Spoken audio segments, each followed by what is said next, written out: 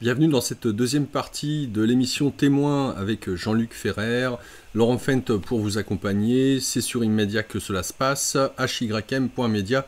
Vous avez le site internet pour retrouver toutes nos émissions, nos vidéos, nos articles et toutes les informations dont vous pourriez avoir besoin, notamment suite à l'écoute de cette émission. Jean-Luc, on en était justement sur le mal qui affronte le bien et non pas le bien contre le mal. Donc tu nous dis le mal est une entité qui refuse l'amour. Alors comme tu l'as précisé à un moment donné dans la première partie, il est extrêmement difficile de concevoir ce que pourrait être l'amour inconditionnel. Tu l'as vécu dans une sorte de fusion transcendantale avec le tout. Il n'en reste pas moins que sur Terre, c'est difficile, entre guillemets, voire certains pourraient le qualifier d'impossible, d'incarner cet amour inconditionnel. Alors on parle de Jésus qui l'aurait exprimé, ok, peut-être des grands maîtres, ok, et de ceux et celles qui t'écoutent pour dire ouais, mais enfin bon, vu le bordel à l'heure actuelle, incarner l'amour inconditionnel, c'est se faire marcher dessus, c'est se faire battre, c'est tout ce qu'on veut, quoi. Extrêmement difficile de pouvoir, entre guillemets, lutter. Donc, j'aimerais que tu nous parles un petit peu justement de ce que ça implique pour toi. Est-ce que dans cette idée de se rapprocher du Père, comme tu l'as mentionné comme image qui représente cet amour inconditionnel, peut nous sauvegarder de tout. Tu as donné l'exemple de ce maître qui affrontait un autre maître et qui disait que donc le Tao était avec lui, donc la source, Dieu, la transcendance était avec lui, mais bon, en l'occurrence, il se battait contre ce japonais qui voulait le tuer. Donc, est-ce à dire que quand on souhaite incarner cet amour inconditionnel, ou incarner ou laisser passer le flux à travers nous de cette transcendance, est-ce que ça implique de ne pas se battre, entre guillemets, d'après toi? Alors, on est quand même dans une dimension matérielle. Et aussi, au départ, on a parlé du taoïsme, c'est-à-dire de l'être que nous sommes à devenir sur Terre. Si ton chemin est de ne... Je prends l'exemple de Gandhi. Gandhi était aussi un grand maître, ça ne l'a pas empêché d'être assassiné. D'accord? Parce que je vois à peu près le sens de ta question. Ça veut dire, en gros, si on est là-dedans, on risque plus rien. Non, c'est pas ça. Il ne faut pas oublier que je parle toujours en deux dimensions. Il y a l'autre dimension de l'autre côté, qui est la plus importante. Ici, celle-ci, elle est facultative. Alors, se battre, si, il faut se battre. Dans un sens, il faut se battre contre les injustices. Puisque le mal est bien présent, il y a des gens qui font le mal, peu importe leur motivation, mais ils sont bien là. On ne peut pas les laisser faire. Ça veut dire qu'on aurait dit, je reprends l'exemple du nazisme, on aurait dû laisser le nazisme alors vaincre. Non, je ne suis pas d'accord. Il y a une demande à faire, c'est-à-dire peut-être que dans l'âge d'or, je ne sais pas quand est-ce qu'il viendra, oui, le mal sera toujours là, mais il sera contenu. Mais pour l'instant, ce n'est pas le cas. Il faut agir et réagir. Si tu vois une jeune femme se faire violer dans la rue, je ne sais pas, il faut intervenir, on ne peut pas laisser ça. Il y a aussi un combat qui est là. Par contre, se battre pour des choses futiles, non. Convoiter le bien de son prochain ou des choses comme ça, non. Est-ce que c'est dans le sens de ta question, je veux dire, en fin de Oui, compte, oui, pas alors une partie, une la partie. non-violence. Parce que la question qui se poserait, c'est comment est-ce qu'il s'agit d'incarner cet amour inconditionnel? Mais c'est impossible, pas dans ce contexte. Faut vraiment, et là où tu as bien souligné quelque chose, d'ailleurs on a affaire dans les séries télévisées et autres ces derniers temps, où le gentil c'est un niais, c'est un imbécile. Et le problème il est là, c'est qu'on est en train de rentrer dans une philosophie où le type, moi j'ai connu une époque, peut-être toi aussi, où quand quelqu'un escroquait un autre, il se taisait. Aujourd'hui les gens se vantent. Waouh, j'ai vendu une voiture, elle avait la boîte de vitesse foutue, j'ai réussi à la vendre. C'est lamentable. On est dans un registre aujourd'hui où le bien passe pour un imbécile. Mais ce qu'ils ne savent pas, c'est que le bien a une grande force. Mais si, je reviens à ce que je disais tout à l'heure, si on prête aux forces négatives du pouvoir ou de la peur, ne serait-ce que la peur, ça leur donne du pouvoir, c'est fini. Mais ça ne vous empêchera pas de prendre des coups, ça ne vous empêchera pas. Je n'ai pas dit que d'un seul coup, on est tous au-dessus. Il y a, comment dire, une cloche en verre au-dessus de nous, puis on est protégé de tout. C'est pas ça que je veux dire. Ce que je veux dire, c'est vraiment, faut prendre conscience de ce mal. Et si tout le monde le prend, on prend conscience, ça changera la société. Tu nous dis que le mal, pour sa survie, doit nous faire croire qu'il n'existe pas. Oui. Donc, et là, c'est vraiment en lien avec l'exemple que tu viens de donner, sur le fait que finalement, j'ai vendu ma bagnole avec la boîte de vitesse cassée. Ouais, super, limite, je m'en vante. Bref, il y a plus, entre guillemets... Alors, je sais pas si on peut le lier à la morale ou pas. Comment est-ce que toi, tu te positionnes par rapport à ça? Comment savoir ce qui est juste de faire? Ah ben, c'est très simple. Tu penses à toi et tu te demandes si ça t'aurait fait plaisir qu'on te le fasse. Tout simplement. Ce qui est juste. Si tu penses que te faire vendre, que demain tu achètes une voiture qui est complètement, comment dire, Qu'il y a des vis cachées. foutue, voilà, qui a des vis cachées, et tu te dis chouette, je suis content, j'ai acheté une voiture avec des vis cachées. Je ne comprends pas que tu vas dire ça. Donc ne fais pas aux autres ce que tu ne voudrais pas qu'on fasse à toi-même. Normalement, on est censé s'aimer un petit peu quand même, en tout cas. Donc, il y a vraiment des choses simples. Quand on se dit oui, la morale et tout, la morale, je ne parle pas de morale, ne fais pas aux autres ce que tu n'aimerais pas qu'on te fasse. Ne va pas vendre une maison avec des vis cachées parce que tu n'aimerais pas en acheter une avec des vis cachées. C'est pas plus compliqué. Alors, qu'est-ce qu'il en est Tu prends l'exemple de l'homme dans ton livre qui aime bien, entre guillemets, sa musculature, bref, son apparence. On pourrait parler des femmes, qu'importe. Donc, il y a aussi cette idée-là, si tu veux, de l'image que l'on a ou de l'identification qu'on peut avoir à je suis un homme riche, je suis un homme pauvre, je suis politiquement orienté dans telle ou telle catégorie, idéologie politique, religieuse ou autre, de ce qu'est un homme parfait ou de l'image qu'on a de ce que nous vante, entre guillemets, la mode, la société, les mœurs, etc. Dans quelle mesure est-ce que pour toi c'est une problématique, si problème il y a, sur le fait de s'identifier à nos idées, à l'image qu'on a de nous en représentation, si tu veux. Et comment, entre guillemets, tu verrais la chose pour s'en détacher s'il y aurait besoin de s'en détacher? Déjà, si on veut ce genre de choses, c'est qu'on veut créer une identité. Et on veut se créer sa propre identité. Ça veut dire qu'on est coupé au divin et qu'on cherche quelque chose. On cherche un manque. Si on veut une grosse voiture, ou je ne sais, une Ferrari, ou peu importe, c'est pas forcément uniquement, je pense, j'en ai pas, hein, c'est pas forcément pour avoir le plaisir d'en avoir une, c'est pour montrer qu'on en est une. Il y a une phrase de Jules Renard que j'adore, il suffit pas d'être heureux, faut-il que les autres ne le soient pas.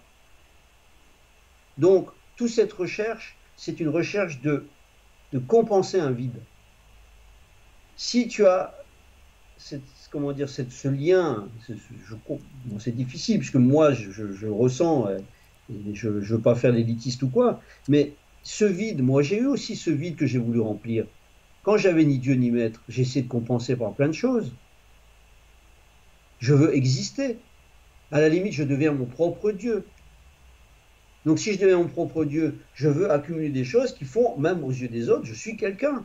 Mais si je veux être quelqu'un, c'est que je pense que je suis personne. Donc il y a un problème. Donc on peut accumuler toutes les richesses qu'on veut. Si on n'est pas en paix ou en aligné avec soi-même, ça ne sert à rien. Si c'est pas, quand ça ne sera pas la voiture, ça sera la maison. Quand ça sera... Et à la fin, ça finit en quoi? D'ailleurs, je dis dans mon livre que, d'ailleurs, le suicide, en parlant du suicide, c'est pas des gens faibles qui suicident, c'est des gens désespérés qui souffrent. Il faut le savoir. Il faut arrêter de dire, oh, quel lâche, c'est pas vrai. C'est pas rien.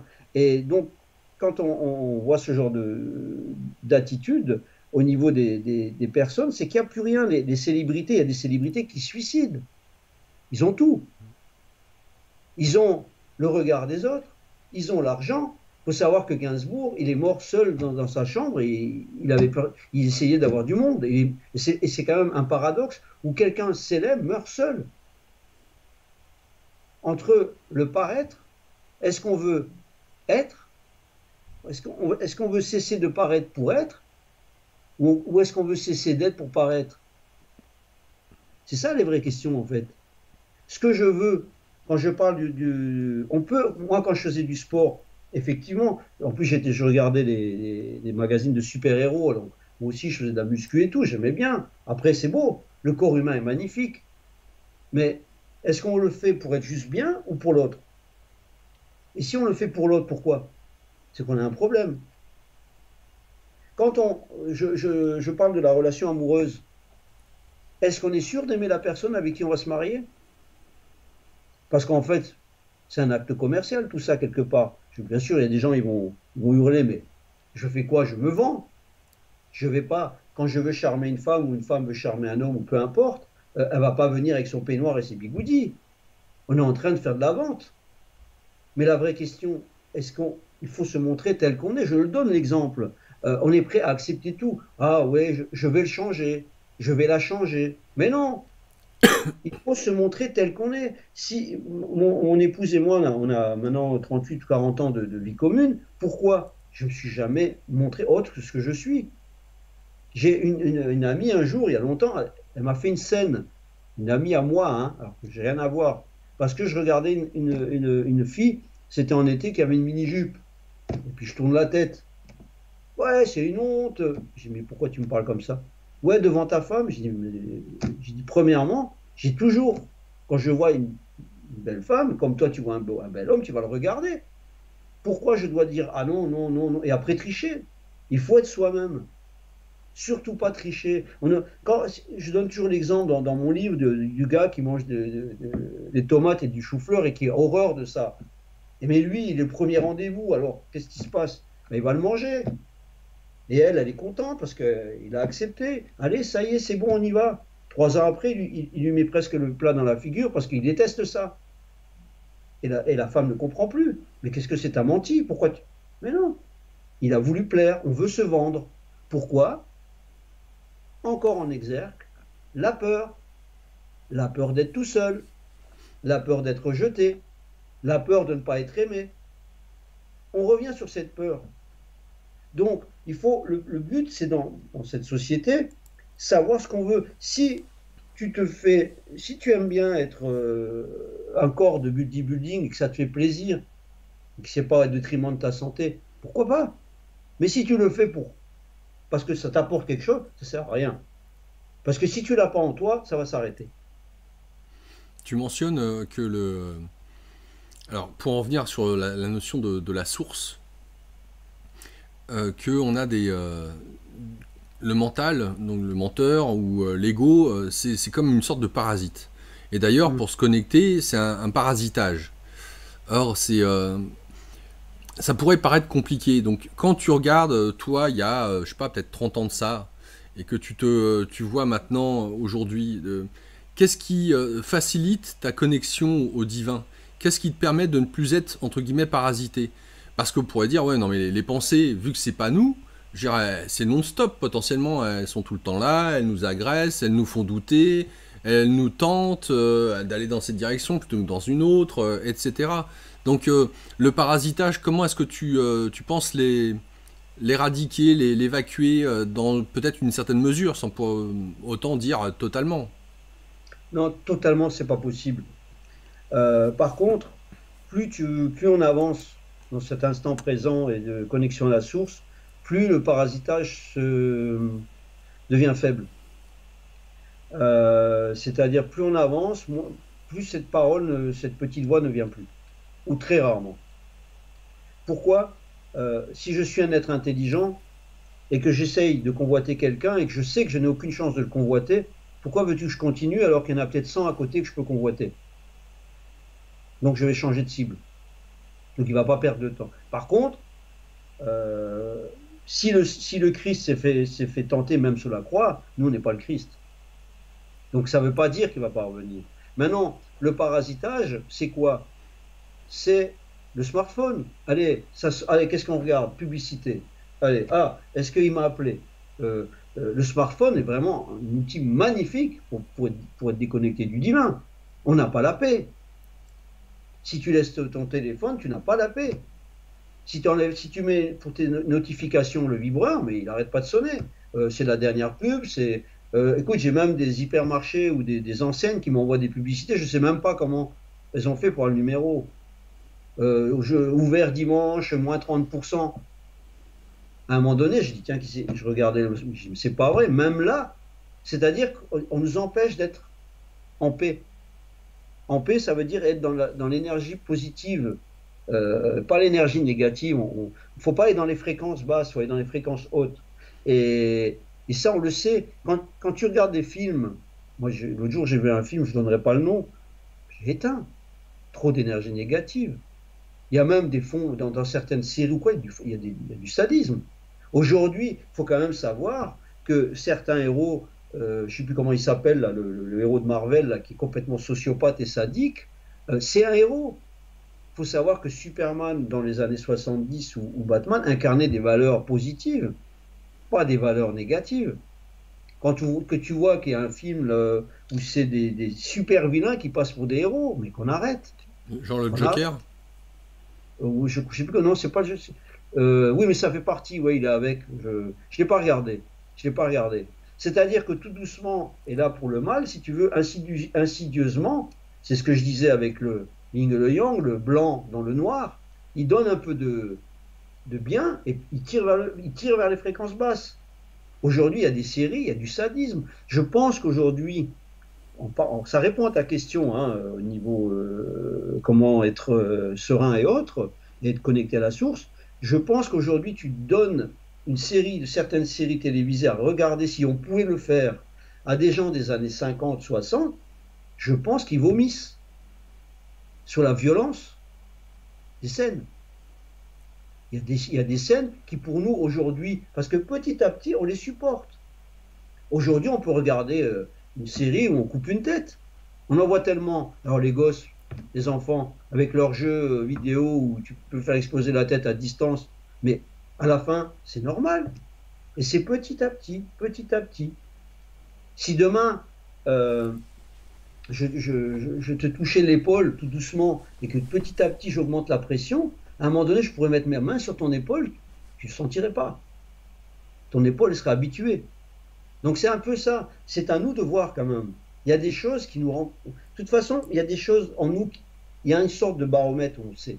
Quand tu vois un film magnifique, beau et tout, waouh, ça sort. Quand tu vois quelque chose... Waouh, c'est lourd. Donc tu as la légèreté et la lourdeur. Si tu ressens de la lourdeur dans certaines choses, ne continue pas. Mais, en filigrane, n'oublions pas que dans notre société aujourd'hui, les gens gentils et tout, c'est des idiots. Oui, c'est vrai, c'est vrai, c'est vrai. Tu fais d'ailleurs écho au pervers narcissique, qui pour toi est le sommet de la manipulation de l'ego. Donc là, on a potentiellement aussi l'image de ce qu'on peut appeler les psychopathes, hein, parce que bon, pervers narcissique ou psychopathe, c'est la même chose, hein, c'est d'autres mots qualificatifs pour parler de la même chose. Dans quelle mesure est-ce que le regard que tu portes sur nos représentants politiques pourrait s'affilier ou pas à de la perversion narcissique ou psychopathie? Dans quelle mesure est-ce que tu estimes, toi, peut-être que les mesures sanitaires qui sont prises à l'heure actuelle relèveraient de ce sens-là, au même titre que là, ce que tu viens de nous dire sur le doigt, sur l'épaule, après y mettre la main, ça fait écho à l'histoire de la grenouille cuite lentement. C'est-à-dire que quand un choc arrive et qu'il est violent, hein, donc une casserole d'eau bouillante, on y jette une grenouille, la grenouille direct elle va sauter hors de la casserole. Mais par contre mettre la grenouille dans une casserole d'eau froide et puis monter petit à petit le feu doucement, bah, elle va être engourdie avec la chaleur qui va monter, puis à un moment donné, voilà, les carottes sont cuites, hein, en l'occurrence, et elle ne pourra pas sortir de la casserole. Donc tout ça pour dire qu'un changement qui arrive progressivement passe inaperçu aux yeux de la conscience si on n'est pas attentif. Donc on pourrait aussi, en rapport avec cette image-là, peut-être voir que les différentes mesures qui ont été prises ces 40-50 dernières années, depuis, on va dire, depuis Giscard, Pompidou, etc., eh bien, il y a eu une déconstruction qui s'est faite petit à petit de l'image qu'on pouvait avoir de ce qu'était un président, avec la posture, la stature qui va avec le le rôle de président, au même titre que les ministres, etc. Et de tout ce qui était en place pour faire en sorte que notre société soit selon des modèles qui mettent en avant le beau, l'harmonieux et ce genre de choses. Or, au regard de ce que tu viens de nous dire, à l'image de finalement aujourd'hui, c'est pas fun, c'est pas tendance d'être gentil, c'est pas tendance d'être quelqu'un qui a le cœur sur la main et qui tend sa main à autrui. Donc, je reviens sur cette idée de psychopathie et de pervers narcissique. Quel est le regard que tu portes sur ces politiques actuelles, que ce soit français ou étrangers d'ailleurs? Alors, sur ces politiques actuelles, tout confondu, peu importe, déjà, ça ne doit pas être facile d'être président de la République, parce qu'on est tous en train de critiquer, mais je fais pas de la démagogie, mais ça ne doit pas être facile. Aujourd'hui, on assiste à une surinformation, tout ce qui concerne la crise sanitaire, on ne sait plus quoi penser. Hein, on nous dit blanc, on nous dit bleu, on ne sait plus. Ben, je pense que le président de la République, si on parle de Macron, je pense qu'il est pareil. Il a plein d'informations, c'est lui qui doit décider. Et quoi qu'il décide, est-ce que c'est bien, est-ce que c'est pas bien? Et de toute façon, il sera jugé. Donc, je t'avoue, je n'aimerais pas sa place. Parce que s'il fait quelque chose de bien, ça va. Si c'est une erreur, c'est une catastrophe. Donc déjà, il y a ça. Deuxièmement, il y a le bon sens. Je trouve aussi qu'on assiste depuis quelques années, c'est une société, c'est pas ma faute, c'est les autres. Ça aussi. Donc, on voit quelque chose, on assiste les gens de plus en plus, on doit tout leur dire. On doit tout leur dire. Il faut que tu fasses ça. Bientôt, on va vraiment tout commander, tout dire. Pourquoi? Parce que les gens sont vraiment dans un état d'esprit d'aliénation. En ce qui concerne sociopathe ou politique ou autre, ce que tu voulais dire, non, je ne pense pas qu'il y ait des sociopathes ou... Il y en a partout, je veux dire. Dans chaque société, on peut trouver un pervers narcissique à tous les échelons, du haut jusqu'en bas, donc ce n'est pas une généralité. Mais ce que je veux dire par là, c'est que c'est difficile à des gens qui sont dans une tour dorée, tu n'as pas envie d'en partir. Si demain, je te donne une possibilité de t'enrichir et que tu vis très bien, et que tu sais que peut-être tu vas tout perdre, tu vas tout faire pour y rester. Et je pense que tous ces politiques sont, tous ou pas tous, sont peut-être... hors sol. Voilà, ils ne connaissent pas notre quotidien. Je te donne l'exemple, j'avais assisté, je ne me rappelle plus la députée ou quoi, qui avait fait une expérience. Elle avait travaillé comme caissière. Déjà, j'ai trouvé très courageux à cette femme d'accepter cette expérience. Et donc, elle travaillait dans un hypermarché. Et le journaliste, il dit, bon, bah alors, voilà, qu'est-ce que vous en pensez? Ah ben, c'est difficile, hein. Et il dit, combien pensez-vous qu'elle gagne? Oh, ben, 2500, 3000, 3000 euros, 3000. Et il lui dit, non, 780 euros. Et la nana s'est décomposée. Ils sont à côté de la plaque. Quand j'ai eu une période où j'avais un peu d'argent, ben, des choses qui étaient chères, pour moi, ne l'étaient pas. Et je ne pensais pas que quelqu'un ne puisse pas se les payer. Ils sont à côté de la plaque. Je pense que ces gens devraient de temps en temps redescendre sur Terre, revenir. Quand on a des salaires de, je ne sais plus, je crois que c'est Philippe Pasco, je ne sais plus comment il s'appelle, qui avait écrit Délit d'élu, où il donnait les sommes et tout, c'était astronomique, 28, 30 000 euros par mois. Quand on gagne 28 ou 30 000 euros par mois, on ne peut pas se mettre à la place qui gagne 780 euros. C'est complètement... et aller dans un restaurant où le menu est à 120 euros, tu vas le trouver tout à fait normal. Et tu n'imagines même pas qu'il y a des restaurants, il y a des menus à 12 euros.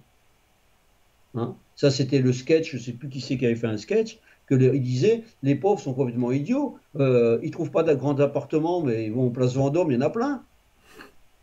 Et ils sont quand même, les pauvres, ils sont 12, ils vivent dans un 2 pièces, mais c'est quand même lamentable. C'est vraiment ce petit peu, c'est en fait deux mondes, des mondes complètement opposés et différents. Entre la convoitise, parce que je pense qu'ils sont toujours comme sous Louis XIV, où il y a une certaine cour hein, qui est autour d'eux et qui veulent bien se faire voir. Et eux, que ce soit le président, alors le président ou si c'était le roi Louis XIV, c'était pareil. Sauf que Louis XIV, il était roi à vie et le président, il a envie d'être réélu peut-être. Donc, j'estime que, après, tu as aussi des gens, on revient à ce que je disais, où tu as des gens qui veulent exister, qui sont leur propre Dieu. Il n'y a pas de Dieu, c'est eux, puisque eux, il n'y a rien avant, il n'y a rien après. Ok, c'est leur propre Dieu. Donc ces gens-là, étant leur propre Dieu, ils voient que leur fin, et leur bénéfice, et leur profit. Pour eux, tout est possible.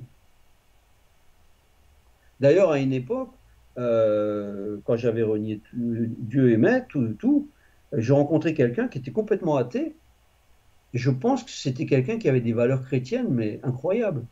Et il ne croyait pas en Dieu. Et je lui ai même dit, je dis, mais je ne comprends pas, tu te comportes comme un chrétien et tu ne crois pas en Dieu. Il me dit non. Mais là, je dis, pourquoi tu fais ça alors? Parce que tu sais que tu n'as rien qui t'attend derrière. Il me dit, mais c'est pas grave. Il dit, c'est du civisme. J'ai pas envie que les gens souffrent. Je n'aimerais pas souffrir. Et je dis, mais toi, j'ai dit, t'es plus chrétien que n'importe quel chrétien. C'est ça la problématique, c'est pas la situation, la fonction, c'est l'état de la personne, comme elle pense. Tu as des gens qui sont très riches, qui sont très généreux. Tu as des gens qui sont très pauvres, qui sont égoïstes. Et certaines personnes égoïstes, pauvres, tu les mets riches, ce sera les mêmes. Donc ils te feront souffrir. Mais tu faisais déjà souffrir en bas. Tu comprends ce que je veux dire? Tout à fait, C'est ouais. pas la fonction, ce sont les êtres, que ce soit Emmanuel Macron ou n'importe qui, ce sont des hommes avant tout, avec leurs doutes, avec leurs peurs, avec leurs souffrances. Euh, il reste que des hommes. Seulement, dans cette société, on veut schizophréner tout le monde. Combien de gens rentrent dans une société et d'un coup, ils sont plus les mêmes? Moi, j'ai une amie, elle avait organisé pour une société à l'étranger un séjour avec le CE, avec le comité d'entreprise. Et un gars, il a sonné à minuit et demi à sa porte parce qu'il n'y avait pas de papier toilette dans la chambre. Mais elle lui a dit, mais pourquoi tu n'as pas appelé le... Room Ah ben, service. c'est toi qui l'as organisé. Elle était... Donc, il y a une schizophrénie. Les gens oublient qui ils sont. Et le problème aussi de ce monde, c'est cette schizophrénie. Pourquoi certains veulent de l'argent et tout? Pour exister. Simplement. Je suis. Je pense, donc je suis ce que je pense. On revient à ça. Parce que certains, qu'est-ce qu'ils ont? Tu as des gens qui ont des châteaux de 3000 mètres carrés, mais ils n'en profitent pas. Mais ils l'ont. Moi, j'ai vu, quand j'étais à Djibouti, ça m'avait d'ailleurs impressionné, c'était un émir qui était venu avec ses 2 yachts. Hein. Il avait 2 yachts magnifiques, et j'avais demandé, mais pourquoi? Il dit, parce que s'il y en a un qui tombe en panne, il y en a un deuxième. D'accord. Et je l'ai vu, le Ça se hasard a défend. fait que je l'ai vu jouer. Ouais, voilà. Et je l'ai vu jouer au casino. Il avait un plateau d'argent, mais je te dis pas, quoi, à peu près comme ça. Ça fait 50 centimètres ou plus, avec plein de jetons. Il avait un majordome qui jouait pour lui, il jouait même pas. Et il a joué, je pense, des millions. Je suis sûr, si j'avais été lui demander, je sais pas, moi, 1 million de francs, il m'aurait peut-être fait jeter dehors. Il regardait même pas ce qu'il jouait. Et pourtant, à côté, à Djibouti surtout, tu avais la pauvreté dans les rues. Cet argent qu'il y avait sur le plateau aurait pu servir. Des hôpitaux ou autres. Tu fais référence dans le livre à Serge François, qui est le 68e miraculé de Lourdes. Pourquoi est-ce que tu as souhaité parler de lui? Alors déjà, il a été annulé. J'ai vu ça il n'y a pas longtemps. Je ne sais pas pourquoi. Mais il a bien été. Pourquoi? Parce que là, je parle de la source. C'est bien la source qui est intervenue. D'ailleurs, il faut lire dans le livre, hein, il ne pouvait plus marcher et à la fin, il fait quand même le chemin de Compostelle et il remercie Dieu, alors qu'il souffrait le martyre. La source, quand tu t'en remets à elle, et si tu dois, attention, si aussi c'est pour toi, parce que tu es peut-être obligé de vivre des choses aussi, hein. S'il n'y a pas d'inconvénient et que c'est pour toi, ça peut guérir. Après, moi, quand j'ai eu dans mon livre, j'ai dit que j'avais eu une paralysie de l'œil, hein, mais j'étais dans l'acceptation. Au départ, ils m'avaient diagnostiqué soit une tumeur au cerveau, soit une myasthénie. En fin de compte, ils m'ont mis auto-guérison. Mais j'étais dans l'acceptation. Si je devais partir, je partais. Tu fais écho notamment à un exemple avec Annie. Est-ce que tu te rappelles? Oui. Tu peux nous en parler et pourquoi avoir choisi cet exemple-là? Ben, Annie, elle était donc avec une personne donc, qui était mariée et qui l'a traité mal. Et elle était au bord de tout. Elle a été priée un jour. Elle n'en pouvait plus. Et elle avait un enfant. Et donc, suite à ça, il y a une gitane qui a débarqué, qui a sonné à son appartement. C'est un témoignage hein, qui m'a été fait. Et cette gitane, elle le regarde et elle dit vous prenez un apron ou autre. Elle n'avait pas de sous, puisque son compagnon, son mari, plutôt lui volait tout. Hein. Il buvait et tout, il ne lui laissait rien. Et il a frappé. Et elle lui a dit non, et la dame, elle a dit ok. Et quand elle lui a dit de toute façon, t'inquiète pas, tu vas changer de vie. Tu vas changer de vie, tu vas changer de milieu social. Pour elle, c'était inconcevable. Et une semaine avant, elle avait été à l'église prier. Parce qu'elle me l'avait dit, elle était partie, elle n'en pouvait plus. Donc, cette personne donc, travaillait à un endroit et elle part et son mari, il l'avait battu, donc elle avait l'œil tuméfié. Et au moment où elle rentre au travail où elle était, euh, il y a l'assistante sociale qui passe. Et elle voit ça, elle n'a pas accepté. Donc elle l'a pris, elle l'a enlevé de son domicile conjugal pour la ramener chez ses parents. Et de fil en aiguille, sa vie a changé. Et pourtant, elle ne voyait rien. C'était pour elle presque la mort, peut-être au bout, hein, le suicide. Hein. Donc il s'agit de quoi alors? La source, De elle s'est prier? elle s'est confiée à la source, elle s'est remise à la source, elle s'en est remise. Je dis toujours dans mon livre, souvent, les situations, j'appelle ça le malheur réconfortant. On n'est pas heureux, mais on ne veut pas l'enlever parce que peut-être qu'on va avoir pire. On sait ce qu'on a, Ouais. d'accord? Il faut avoir le courage. Ouais, Et on le sait pas ce qu'on courage, va gagner. Hein. voilà, le courage, dans certaines situations, c'est de s'en remettre à la source. Je l'ai fait aussi à une époque, ça a marché, ça marche. Comme je l'ai dit au début de la première émission, j'aurais pu être SDF. Hein. J'avais tout perdu. Hein. Aujourd'hui, j'ai des choses que je ne pensais même pas que j'aurais pu avoir un jour. Euh, je vais te donner un exemple qui est complètement puéril et complètement. C'est pas important ce que je vais te dire, mais j'ai eu une inondation l'année dernière. J'ai eu 85% de la maison qui était endommagée, dont les meubles. Et j'aime bien des beaux meubles. Il n'y a pas longtemps, j'ai fait l'acquisition d'un meuble magnifique pour une somme modique et qui en réalité vaut très cher. C'est un ami qui m'est venu, il dit, écoute, j'ai acheté quelqu'un, mais elle a quelque chose à vendre. Je sais que toi, tu as une inondation. Alors, je dis, c'est quoi? J'ai vu le meuble, je suis tombé amoureux du meuble, je l'ai pris. Mais ce meuble-là, j'aurais pas pu me le payer. Ça, ce sont des cadeaux qu'on a tous les jours, même des cadeaux matériels. Alors comment est-ce qu'on peut faire d'après toi pour avoir confiance dans la vie Ne et pas en même, avoir peur. et en même temps, j'allais dire avoir les pieds sur terre? Eh Parce bien, les que, pieds sur terre, ça veut dire, ben, oui, ouais, oui, je comprends tu ce que tu comprends veux un peu dire. le dilemme à travers la question, c'est-à-dire que je veux dire, on peut très bien dire oh bah Dieu il va m'aider, Dieu il va pourvoir tous mes moyens, Dieu il va m'apporter de l'argent, Dieu il va voilà. Enfin bref. Ah oui, mais il y a une phrase aussi qu'on dit, et qui est dans la Bible, aide-toi et le ciel t'aidera. Faut pas l'oublier, ça. C'est pas si tu t'assois sur ton canapé que tu fais rien, tu vas peut-être pas aller loin, hein. Je le dis, hein, même dans le livre, hein. Si tu vas sur un building et que tu dis, tiens, je vais sauter, Dieu, je fais confiance à Dieu, je vais voler, il y a de grandes chances que tu t'écrases au sol, hein. À moins qu'il y ait un miracle, mais j'y crois pas trop, tu vois. Donc il faut être terre à terre, ça veut dire ça. Ça veut dire par contre, dans des difficultés, les difficultés sont là aussi pour nous faire grandir, nous forger. N'oublie pas qu'on est dans une sorte d'école ici. Et c'est une sorte de tamis qui va nous révéler où on veut aller. Sauf qu'il y en a un qui est à côté, qui a envie aussi qu'on aille chez lui. Parce qu'il faut bien aussi qu'il ait des énergies qui le soutiennent. Est-ce que j'ai répondu à ta question? Ouais. Je reviens sur le corps. Donc le corps c'est un peu particulier dans cette histoire-là parce que d'ailleurs toi-même tu le mentionnes en disant finalement le corps lui il est tiraillé toujours entre l'âme et l'ego. Donc Oui. tu as donné tout à l'heure différents exemples. Hein, donc comment est-ce que comment est-ce qu'on peut entre guillemets contrôler le corps s'il s'agit de le contrôler? Comment faire en sorte parce que tu parlais aussi de l'intelligence du corps, que apparemment lui il sait ce qui aussi est bon pour lui, que peut-être qu'il ferait des choses qui seraient salvateurs pour nous, alors que peut-être on va le restreindre à, entre guillemets, aller dans une direction qui, pense-t-on, serait la mieux, ce qui n'est pas forcément le cas. Donc comment est-ce qu'on peut laisser la part belle ou pas au corps? Comment trouver un juste milieu par rapport aux élans du corps?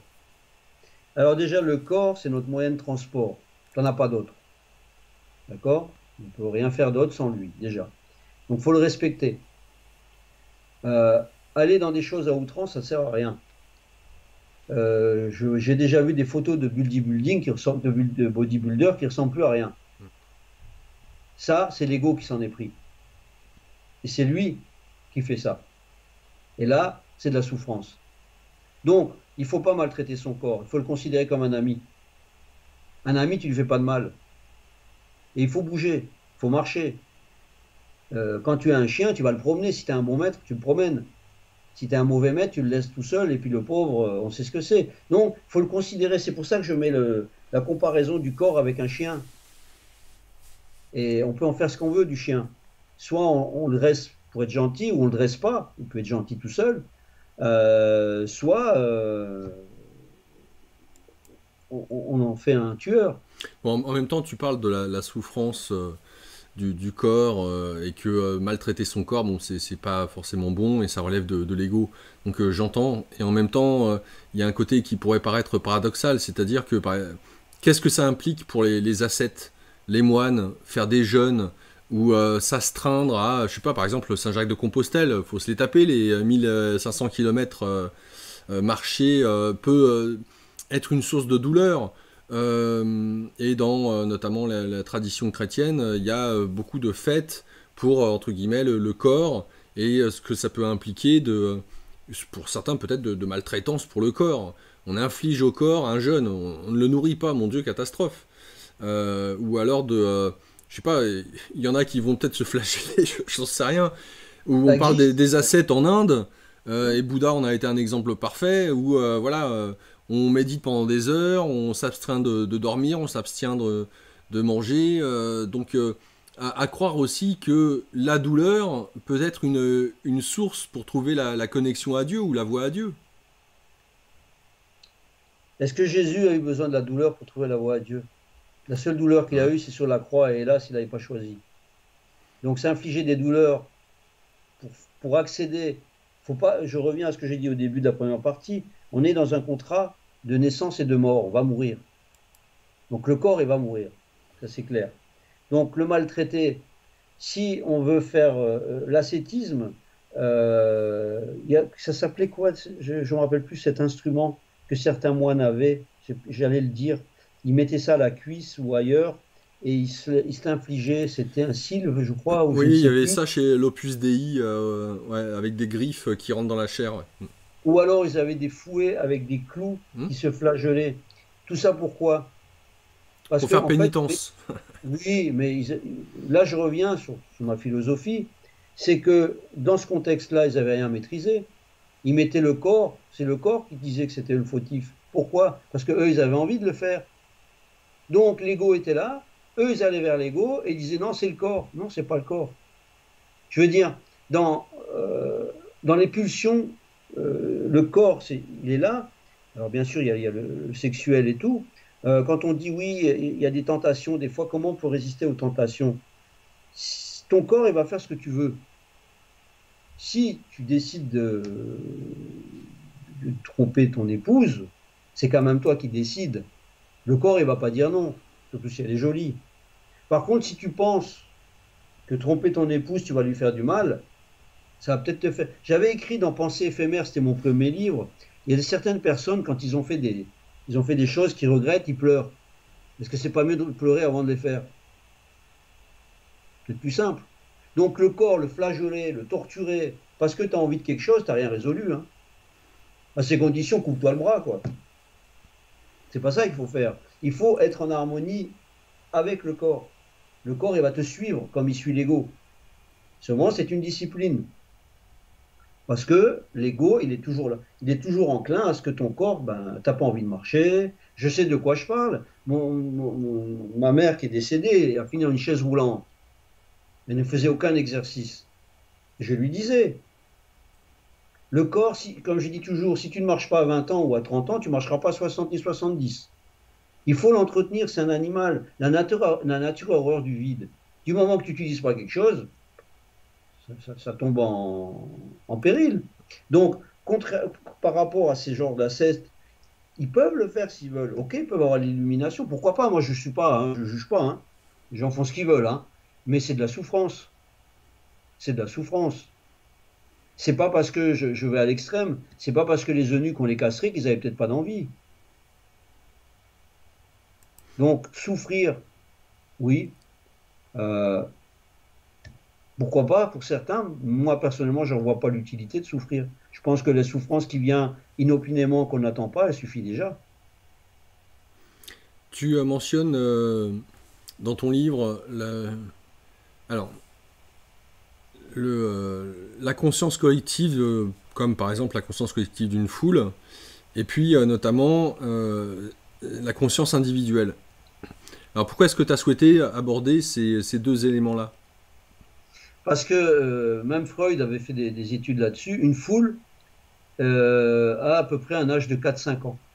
Si tu sais la manipuler, l'individu s'efface et devient la foule. C'est pour ça qu'il y a des choses qui peuvent être faites, des horreurs qui peuvent être faites, qui ne seront pas forcément faites par un individu. Il y a, on prend, toujours je reviens à la Bible, Jésus quand les gens voulaient lapider une femme, c'est facile, tout le monde lapide, tu prends une pierre, tu vas y aller, peut-être toi tu vas y aller aussi, parce que tout le monde le fait.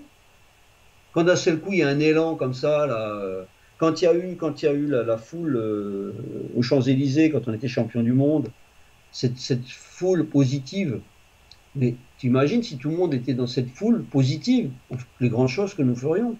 Par contre, tu mets une chose négative, euh, le problème est souvent là, entre l'individu, entre la personne elle-même et les codes moraux. Les codes moraux peuvent protéger de certaines personnes. Et il y a d'autres personnes, si tu autorisais les gens à tuer, c'est ce que tu fais pendant la guerre, on aurait peut-être des surprises, comme c'est interdit. Donc il y a aussi une histoire de conscience. Un individu tout seul va peut-être pas le faire. Maintenant, tu es 30, 40. Voilà, tu es 40 personnes et tu as une personne en face ou deux personnes. Tu as peur là? Tu n'as pas peur. Par contre, tu as deux personnes et tu es seul. Ouais, c'est sûr. Tu vois un petit peu la notion de foule? Oui, oui, tout à fait. Et sans compter que l'ego rentre en résonance. C'est ce qui s'est passé à Nuremberg avec le discours de Hitler. Parce que j'ai un petit peu du mal quand on dit les Allemands. Moi, ce n'est pas les Allemands pendant la guerre, c'est les nazis. On a tendance à oublier. Il y avait les nazis qui étaient 2000, le noyau dur des nazis qui était 2000, qui a mis le monde à feu et à sang, et il y avait les Allemands qui étaient le peuple allemand. Et là, je reviens à la chanson de Goldman qui dit qu'est-ce qu'on aurait fait, nous, à leur place? C'est ça qu'il faut comprendre. Tu, euh, Tu nous dis qu'il faut revenir à l'état de nature. Qu'est-ce que veut dire cet état de nature? L'état de nature, je prends l'exemple de la société amérindienne, avant que les Espagnols débarquent. Ils se suffisaient. Ah, je sais. Là, tu es en train de parler des Amish. T'as envie qu'on revienne en arrière? Non, pas du tout. Pas du tout.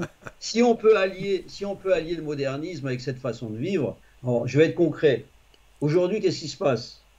Tu as des abattoirs, on va prendre les poulets. Est-ce qu'on tue les poulets à la commande ou on en tue plein en fonction qu'on veut en vendre? Réponds. À la deuxième option, hein. Voilà. Donc, il y a du gaspillage, Énorme. ce qui est lamentable. Non seulement du Est-ce que, gaspillage. Ouais, ouais. voilà, est-ce que les Amérindiens, les Indiens, les Sioux ou autres, quand ils tuaient le bison, ils faisaient quoi? Ils tuaient ce qu'ils avaient besoin. Ouais, ils prenaient tout en plus. Et ils Pas de prenaient tout gâchis. et ils respectaient l'animal. Ils faisaient une prière même. Ils le respectaient, ils remerciaient. Parce que cet animal, pour eux, il était venu sur Terre pour leur subvenir à leurs besoins. On n'est plus là-dedans, nous. Donc, si on peut utiliser la technologie moderne en vivant comme ça, mais ça sous-entend, arrêtons, parce que quand je vois les entreprises, il faut faire 10%, mais pourquoi? Toujours plus, toujours plus, toujours plus, pourquoi? Qui c'est qui l'a dit? Et pour qui? Aujourd'hui, là, je ne sais plus, quelqu'un, j'ai entendu, 63 familles ont 4 milliards, 4 milliards, Ouais, la c'est richesse de gigantesque. 4 milliards. C'est énorme. Et qu'est-ce qu'ils font ces gens avec leur richesse là? Moi, je suis désolé, demain, je suis milliardaire, ce qui n'arrivera pas. Je peux m'acheter 20 voitures, hein. Je peux en conduire qu'une. Je peux en conduire qu'une. Je pourrais pas être dans les 20 en même temps, hein. Donc, quand je dis revenir à l'état de nature, c'est d'ailleurs aussi revenir comme dans la Bible avec Jésus, les oiseaux ne travaillent pas et moissonnent pas et n'engrangent pas, pourtant mon Père leur donne tout ce qu'il faut. C'est revenir dans cet état parce qu'il y a à manger pour tout le monde dans cette terre, sauf qu'il y a des excès et du gâchis. L'année dernière, je crois que la Chine a gaspillé l'équivalent pour 70 millions de personnes de nourriture. Ça veut dire que c'est le pays français. Donc, on est loin de l'état de nature. Deuxièmement, l'état de nature, si maintenant tu te retrouves en forêt et que tu sais faire du feu, que tu sais pêcher, que tu sais chasser, tu peux t'en sortir. Si demain, comme je parle de ça, l'électricité vient à manquer, j'ai bien peur qu'il faille courir vite, se cacher. Parce que ceux qui savent pas chasser, l'ego, il va leur conseiller de peut-être tuer son voisin et le manger, hein. Ce sera plus facile. Tu vois, on peut tomber dans de l'horreur, dans l'abomination, parce qu'on s'est coupé de la nature. Sur plein de niveaux, on s'est coupé de la nature. On est en train de parler de la voiture électrique. Ok, c'est bien. Sauf qu'il y a des champs où on met des voitures recyclées, on ne sait pas quoi en faire. On est en train de dévaster des terres pour les métaux rares. Pourquoi? Pourquoi? Pour aller plus vite? On veut de la 5G, pourquoi? Pour aller plus vite? Ça sert à quoi? Bah Pour oui, communiquer plus vite. effectivement, scier la branche sur laquelle on est assise, mais beaucoup plus vite. Voilà, voilà. J'avais écrit aussi un livre qui s'appelait La dernière déesse, qui était un roman fantastique, où je disais, à la fin, l'héroïne disait, les humains, la seule chose que vous savez faire depuis des siècles, c'est moderniser pour tuer le plus de gens possible. Mm. C'est tout ce que vous savez faire. Alors qu'il faut faire autre chose. Alors comment est-ce Donc, que tu peux... Alors je sais pas si tu as une explication, c'est-à-dire que là ce que tu dis, peut-être pour ceux et celles qui nous écoutent, ça apparaît du bon sens. Et en, simplement, oui. ouais, et en Oui. même temps, ce bon sens apparemment n'est pas l'apanage de tout le monde. On en revient à Est-ce ceux que qui prennent les décisions, si tant est qu'ils prennent encore des décisions, euh, à savoir donc les politiques, tout ça n'est qu'à faire que de décisions politiques, certains pourraient dire de courage politique, et la politique, normalement, c'est censé être les représentants qu'on a élus.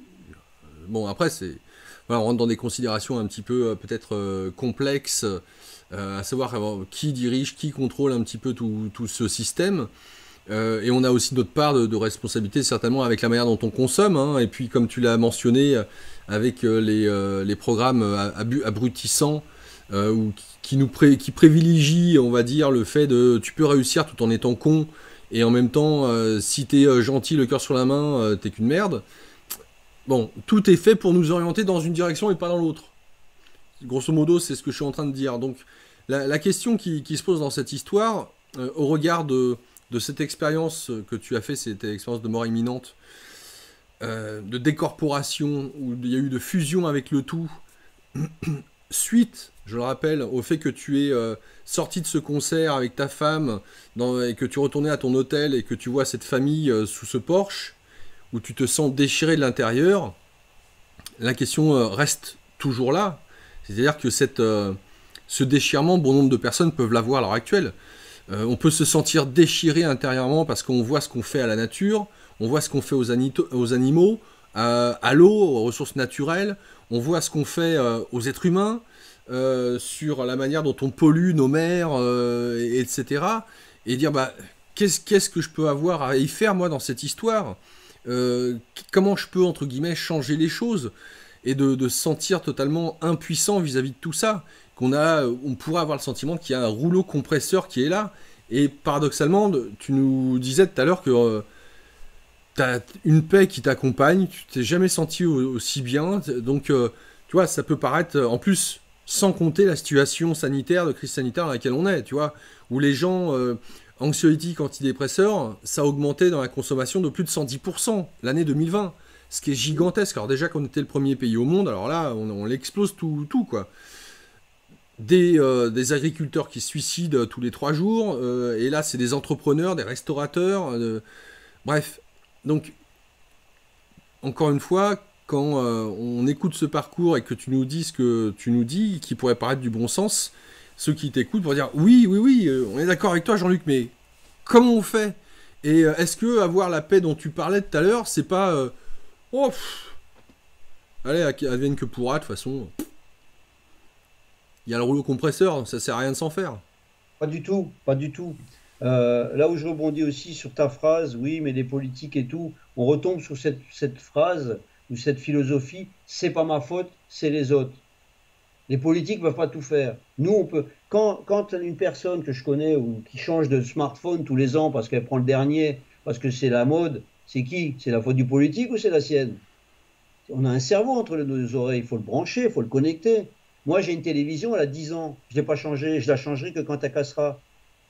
J'ai une voiture, elle est de 2005, 2003, mais elle est 2005, je l'ai achetée, je ne l'ai pas changée.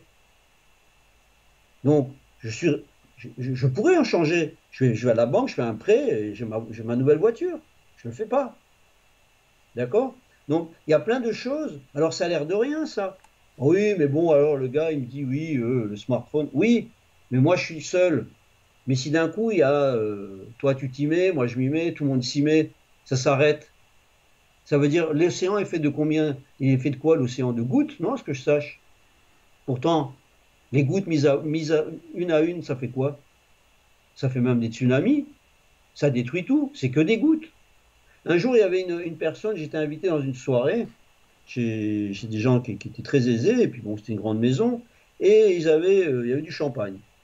Et donc des petits fours et tout. Et nous, on était là, on fêtait l'anniversaire. D'un coup, il y a une qui débarque, qui commence à casser l'ambiance. Oui, c'est pas normal. À l'autre bout du monde, il y a des petits enfants qui meurent de faim. Vous êtes en train de boire du champagne, vous mangez des gâteaux. Et je l'ai regardé, j'ai dit, et alors? J'ai fait exprès, je dis, et alors? J'ai dit, il y a deux solutions. Soit tu prends demain l'avion, tu vends tes bijoux, ta montre Cartier et tout, et tu pars à l'autre bout du monde, Bangladesh, et tu vas aider comme Sœur Emmanuel ou Sœur Teresa, tu vas dans des bidonvilles. Ça, c'est une possibilité. Donc tu vas avoir une action. Soit, déjà, là, tu apprécies la fête et tu arrêtes de la gâcher pour les autres. J'ai dit parce que si chacun autour de soi donne du bonheur autour de soi, et que l'autre donne du bonheur, et que l'autre donne du bonheur, et que l'autre, à la fin, on va où? On fait le tour du monde. Donc si chacun arrête d'acheter un smartphone tous les 6 mois parce que, waouh, t'as vu? Et dire non, je l'achète, ça, c'est pas les politiques qui font ça. Hein. C'est nous. C'est nous qui sommes responsables. On est de nouveau, on essaie d'être dans une philosophie. Attention, c'est pas ma faute, c'est la faute des autres. Non, c'est la nôtre. C'est la nôtre. Quand je vois des gens qui jettent des trucs de fast-food hein, sur la route, c'est la faute à qui? Aux politiques. Quand je vois des gens qui avec leurs animaux, et j'adore les animaux, qui font faire leurs excréments devant la porte d'une vieille dame, est-ce que c'est la photo politique, le chien là qui a juste en plein milieu de la petite porte de la vieille dame?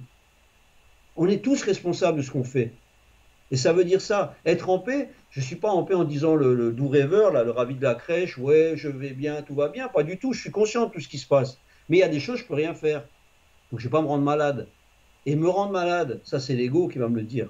Est-ce que le fait que je me rende malade, que je me bourre de cachet, si la petite vieille là-bas, elle a mal au dos, ça va changer le dos? Non. Il faut agir. Par contre, si elle a mal au dos, que je peux lui donner un coup de main, je vais y aller.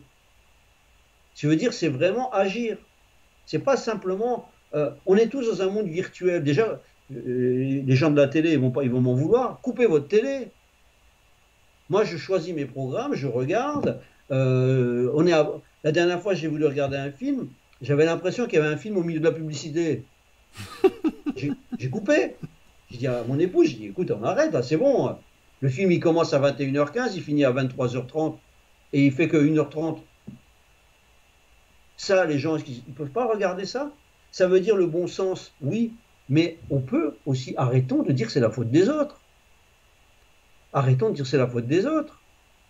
Quand j'achète, quand des gens critiquent, oui, Amazon par exemple, on va pas faire de la pub, mais ok, ok, ok. Mais quand on voit certaines choses, comment des gens arrivent à vendre des produits moins chers venant de l'étranger sur notre sol, et comment des gens, parce que moi j'ai fait un peu de business aussi, je sais comment ça marche, hein, comment des gens qui sont chez nous, alors bien sûr on te dit il y a des charges, oui il y a des charges, c'est vrai, ok il y a des charges, mais ces charges, quand on paye des employés, et Ford, je dévie un petit peu, hein, mais ça fait partie, quand Ford payait des employés comme il faut, qu'est-ce qui se passait? Ils achetaient des voitures chez lui. Quand les gens licencient, les grandes entreprises licencient des ouvriers, est-ce qu'ils savent qu'ils licencient des clients? Parce que les gens, là, ils achetaient avant. Et tout ça, ils sont en train de réduire les coûts pour être plus riches. Mais quand tu pourras faire fabriquer ta voiture ou ton smartphone à 20 euros, je dis n'importe quoi, et que l'employé du coin gagnera 10 euros par mois, tu auras gagné quoi? Je veux dire, on peut vivre dans un monde, je ne prône pas l'ascétisme ou ces choses-là, non. On peut vivre dans un monde correct, on peut s'entraider. Quand l'agriculteur se suicide, il se suicide pourquoi? Parce qu'il se sent seul. Il y en a d'autres qui ne se suicident pas parce qu'ils se regroupent, ils vont l'aider. Donc, c'est qui le fautif? C'est à nous aussi de s'entraider. Aide-toi, le ciel t'aidera. Ah, c'est sûr, si je vois le type qui est sous la pluie, et encore, il y a un autre problème, parce qu'il y a de la délinquance, hein, il y a des gens qui font semblant d'être en panne pour t'agresser, bref. Mais si c'est vraiment quelqu'un qui est sous la pluie, et tu vas lui dire, ah ben Dieu il va l'aider, et toi tu passes à côté. Il y a une histoire drôle ou une métaphore, peu importe. C'est quelqu'un qui croit en Dieu. Et il est dans sa maison, les gendarmes passent, il dit écoutez, partez, parce qu'il va y avoir une inondation, la rivière risque de sortir, vous allez être inondé. J'ai confiance en Dieu, n'ayez crainte. Ok. L'inondation arrive, qu'est-ce qu'il fait? Il monte Sur le toit. Non, non, pas tout de suite. Oh. Il monte d'abord sur le premier. Il y a quelqu'un qui passe, et qui passe en Zodiac, c'est les pompiers. Venez avec nous, parce que vous allez avoir un problème. Non, j'ai confiance en Dieu. L'eau, elle monte, qu'est-ce qu'il fait? Là, il monte sur le toit, il y a un hélicoptère qui arrive, il dit montez à l'échelle parce que votre maison va être. Non, j'ai confiance en Dieu. Bien sûr, l'eau arrive, il meurt. Il va chez Dieu, et il commence à râler. Il dit ouais, Dieu, je comprends pas, j'avais confiance en toi, j'ai foi en toi, et tu me laisses mourir. Ah bon? Je t'ai envoyé les gendarmes, je t'ai envoyé le Zodiac, je t'ai envoyé l'hélicoptère, alors il fallait le prendre, hein. Ça résume. Ouais, ouais, ouais. Tu, notamment, as une autre petite histoire à nous conter, un conte bouddhiste. C'est un homme qui décède et qui se retrouve dans l'au-delà. Qu'est-ce qui va se passer par la suite? Tu nous l'as fait un petit peu Oui, ce bien conte? sûr, c'est un homme qui décède, il va dans l'au-delà, et la coutume veut, bon, c'est quelqu'un qui était bon, mais la coutume veut qu'on lui fasse visiter l'enfer et le paradis, le libre arbitre, pour qu'il choisisse même là. Tu vois. Et donc il va dans une salle et il voit des gens maigres, mal sales, vraiment pas en bonne santé, rien, qui s'insultent. Et il remarque qu'ils ont des cuillères, cuillères et des couverts de 2 mètres attachés à l'avant-bras, donc ils sont vraiment des trucs énormes. Et qu'est-ce qu'ils font? Ils se tapent dessus, quoi. Il dit, bon, on va vous montrer le. Il ne comprend pas trop. Il dit, maintenant, je vous montre. L'ange Gabriel dit, je vais vous montrer le paradis. Et là, il voit des gens opulents, souriants, pareil, même endroit, même décor, tout pareil, sauf, ils ont aussi les couverts. Il ne comprend pas. Il dit, mais qu'est-ce qui se passe? Je ne comprends pas, mais c'est la même chose. Il dit, non, c'est pas la même chose. Il dit, si vous voulez, lors du repas, on va rendre visite aussi, on visitera. L'heure du repas arrive, il va en enfer, ils sont tous alignés à une grande table avec des mets magnifiques, succulents, et ils se tapent dessus parce qu'ils peuvent pas manger. Ils n'arrivent pas, ils peuvent pas. Alors ils se tapent dessus, ils s'insultent, ils jettent les plats par terre, donc personne ne peut manger. En plus, il y a de la haine. Il comprend pas. Et là, il retourne, il va au paradis, et là, il voit les gens radieux, souriants. Et qu'est-ce qui se passe? Eh ben, le voisin, oui, taper dessus, il prend la nourriture et il donne à manger à son voisin. Donc, on est bien dans le même contexte. Et c'est bien nous qui décidons. Il ne faut pas non plus tout mettre sur Dieu. Hein. Si moi j'empêche de manger mon voisin, c'est pas Dieu. Il peut prier, hein, s'il veut. Bon, ce ne sera pas tout de suite, mais tu comprends. Il ne faut pas non plus tomber dans une utopie où attention, je suis assis. Non, c'est quand même nous, êtres humains, puisqu'on part du principe, et Jésus le disait aussi, nous sommes tous frères. Alors peut-être qu'il faudrait peut-être reprendre conscience de ça. Moi, mon frère, j'ai pas envie de le voler. J'ai pas envie de l'escroquer. J'ai pas envie de lui piquer sa femme. Donc il y a aussi une responsabilité de nous tous. Hein. L'électricité, c'est bien. Ok. Mais d'abord qu'on se soucie de... Parce que les scientifiques, j'ai rien contre eux. Mais moi, ça m'a toujours fait sourire. Quand ils ont fait l'Hindenburg, le Zeppelin, là, il était sûr de sûr. Il a brûlé. Ils ont fait le Titanic, il était insubmersible. Il a coulé. Ils ont fait Tchernobyl, il ne risquait rien, elle a explosé. Ils ont fait Fukushima. Ah oui, là c'était super parce qu'ils avaient tout prévu hein, contre les séismes. Il y a eu un séisme, il y a eu une fuite. Le prochain c'est quoi là? Ils veulent faire une centrale avec l'équivalent d'un soleil. J'espère qu'ils ont tout prévu. Parce qu'une fois que ça sera enclenché, c'est pas comment dire, de la mauvaise énergie que j'ai dit. Je dis simplement, maintenant il faut savoir pourquoi. Est-ce qu'on a besoin d'autant d'énergie? C'est ça qu'il faut voir. On parle un peu de Compostelle quand tu disais le gars faire le chemin de Compostelle. Il faut le faire, hein, il faut s'infliger ça. Qui c'est qui a dit qu'il faut le faire en 2 jours ou 3 jours ou 1 mois? Tu peux le faire en 5 ans si tu as envie. Hein. Tu marches 5 km par jour. C'est toi qui décides, non? Encore une fois. Mais par contre, tu sais pas pourquoi, tu veux le faire en 15 jours. Est-ce que je réponds à ta question? Ouais, et ça amène à la question du libre arbitre. Alors, t'en as parlé sans en parler dans la première partie. Donc, pour toi, ce libre arbitre, dans quelle mesure est-ce qu'il est prédestiné? Quelle est, d'après toi, l'option de donc prédestination où est grand chaos? On fait ce qu'on veut, on avance à vue, on est constructeur de sa vie d'instant en instant. Écoute, je pense que là, je vais faire une parenthèse qui va paraître complètement anachronique. À un moment donné, je m'étais passionné sur la réussite des gens célèbres. Et quand tu regardes les gens célèbres, leur célébrité ne tient à rien. On prend Steve McQueen, Schwarzenegger. Il faut savoir que Schwarzenegger est parti d'Allemagne pour finir gouverneur de la Californie. Et quand tu suis son chemin, c'est toujours des portes qui s'ouvrent. Si, je dis toujours aux gens, le gars il peut dire, ah oui, mais attends, tu te rends pas compte, je suis le meilleur violoniste au monde. Bravo. Si je l'empêche d'avoir un violon dans les mains, il va faire quoi? Donc il y a une sorte de prédestination, je pense. Comme je le disais, que ce soit Bruce Lee, Gandhi ou autre, ils ne sont pas devenus Gandhi ou Bruce Lee, ils sont venus pour être. Ils le sont déjà. Alors, est-ce que c'est le cas aussi pour Hitler? Certainement. Certainement. Par contre, Hitler, si personne ne l'avait suivi, qu'est-ce qui serait passé? Je pense que les dictateurs, il y en a eu plein. Hein. Oui, non, mais savoir si c'était une prédestination, je pose la question parce que il a failli mourir quand il était gamin, il a été sauvé de la noyade par un prêtre. Oui, et en plus, il faisait partie de la loge de Thulé, qui était une loge satanique. Ouais. Et qu'il était considéré comme un messie.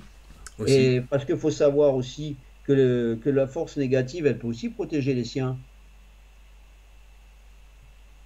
Tout est valable pour les deux. Hein. Mais si les gens, Hitler était Hitler, si à Nuremberg, ils auraient dit, oh, ça va là, tu crois pas qu'on va te suivre? Mais il y avait une telle pauvreté, il y avait un tel marasme, et donc d'autres constructions qui ont été faites par les autres pays, qui étaient basées aussi sur l'ego, il ne faut pas l'oublier, parce que la France, elle n'était pas obligée, les pays n'étaient pas obligés d'humilier l'Allemagne comme ça. Moi, j'ai vu des vidéos, c'était en 19 ou 20, j'avais vu ça à la télé, il y avait un corbillard qui passait, il y avait des soldats qui tapaient sur les chapeaux des civils allemands. Est-ce que tu crois franchement que tu aurais accepté ça? Donc il y avait aussi une histoire de vengeance, de rancœur. Tu vois, c'est tout un mélange. Si les bonnes valeurs avaient été mises depuis longtemps, il ne serait rien passé. Mais ça, tu vois, c'est un puzzle. À un moment donné, ça continue, ça continue, ça continue. Donc le libre arbitre, là où tu as ton libre arbitre, tu fais ce que tu veux.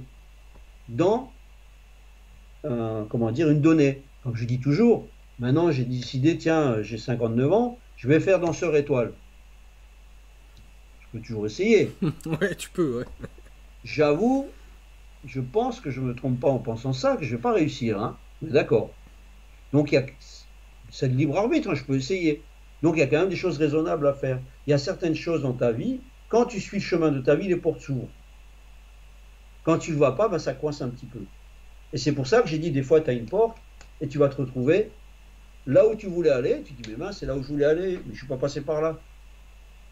Qui m'aurait dit que j'aurais été prof de tai chi? Personne. Le tai chi, c'est du kung fu. Hein.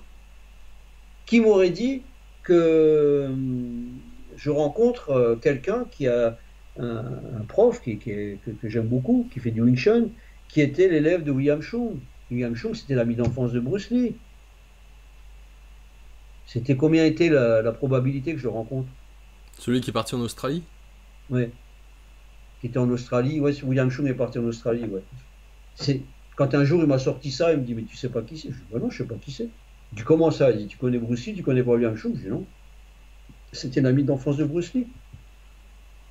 Et donc quand tu vois ça, j'ai rencontré aussi Daniel Blanchet, qui est un grand maître d'aïkido, de tai chi et tout. Un jour, j'ai toujours dit, on verra si le cycle avec Bruce Lee, si vraiment c'est mon imagination ou quoi.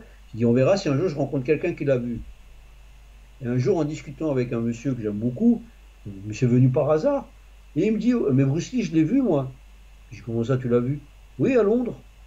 J'avais fait un stage, il était venu, et je l'avais vu de loin, et tout le monde me disait que c'était Bruce Lee, mais moi, je ne savais pas trop qui c'était, je ne connaissais pas trop. Il dit, mais et il est mort peu de temps après. J'ai dit, t'as vu Bruce Lee? Il dit, oui, oui, comme je te vois, il était juste à 400 mètres. Et ce qu'il avait choqué, ou frappé, il marchait comme un félin. Il n'a jamais vu quelqu'un marcher comme ça. Il y avait quelque chose qui dégageait de lui. Ouais.